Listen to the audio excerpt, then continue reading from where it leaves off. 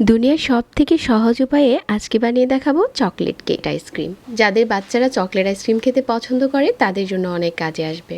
যে আইসক্রিমটা বানাতে গেলে আপনার কোনো রকম ঝামেলাই করতে হবে না, ক্রিম বানাতে হবে না, কোনো কিছুই লাগবে না। একটুখানি আইডিয়া নিয়ে আজকের এই চকলেট কেক আইসক্রিমটা বানিয়ে দেখাচ্ছি। এখানে আমি কেক নিয়েছি 5 পিসের মতো হবে। আপনার হাতের কাছে যে কেকগুলো থাকে ওগুলো দিয়েই বানাতে পারবেন। পাউন্ড কেকগুলো দিয়েও এই আইসক্রিমটা ভালো হয়। এখানে আমি 5 পিসের মতো কেক নিয়েছি। তারপর কেকগুলোকে সাইডটা কিছুটা কেটে নিচ্ছি যাতে করে আইসক্রিমের লুকটা আসে। সাইডগুলো না কেটেও বানানো যাবে, আবার চাইলে কেটে আরও কিছুটা পাতলা করেও নিতে পারেন।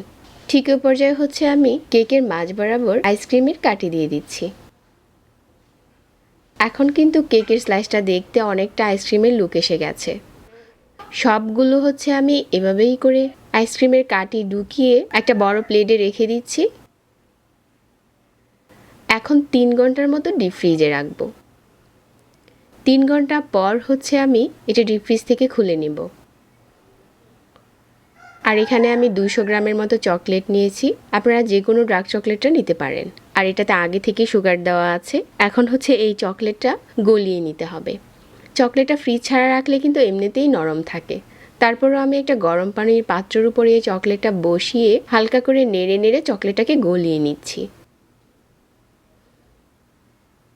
আপনারা চাইলে মাইক্রো ওভেনে দিয়েও চকলেটটা গলিয়ে নিতে পারেন। চকলেটটা এভাবে করে গলিয়ে নিয়েছি আর এখন পুরোপুরি চকলেটটা মেল্ট হয়ে গেছে। এখন এখানে আমি 2 টেবিল চামচ গরম পানির সাথে 2 টেবিল চামচ পাউডার মিল্ক গুলিয়েছিলাম আর এই গরম মিল্কটা চকলেটের উপরে দিয়ে আবারও ভালো করে নেড়েচেড়ে মিশিয়ে নিচ্ছি যাতে করে এই চকলেটের এই মিশ্রণটা কিছুটা হলেও লিকুইড হয়ে আসে। এই পর্যায়ে একটা কাপে ঢেলে নিচ্ছি। আর যে কেকগুলো আমি ডিপে রেখেছিলাম এগুলো এখন ভালো করে উপরে চকলেট লাগিয়ে নিচ্ছি। আর এখন একটা প্লেটে রেখে উপরে কিছু চকলেট চিপস দিয়ে সাজিয়ে দিচ্ছি। কেক দিয়ে বানানো হয়ে গেছে চকলেট আইসক্রিম। আপনারা চাইলে চকলেটটা আরও লিকুইড করেও আইসক্রিমে লাগাতে পারেন, যার যার ইচ্ছা। ওই ক্ষেত্রে চকলেটের সাথে মিল্ক ব্যবহার করে জাল করে নিতে হবে। এভাবে করে সবগুলো আইসক্রিম বানিয়ে নিয়েছি।